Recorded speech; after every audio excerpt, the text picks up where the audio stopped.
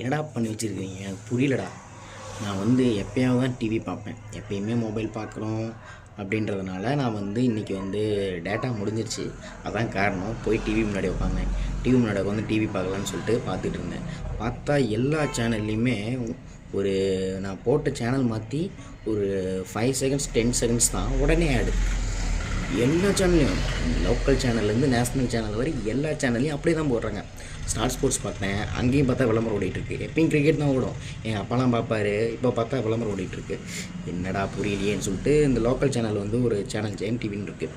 அதில் வந்து எப்பயுமே படம் தான் போடுவாங்க. அந்த சேனலில் பார்க்குறேன், இன்றைக்கி அதிசயமாக வந்து ஆட் ஓடிட்டுருக்கு. அதுவும் ஒரே ஆடு திரும்ப திரும்ப திரும்ப திரும்ப ப்ளே ஆகிட்டே இருக்குது.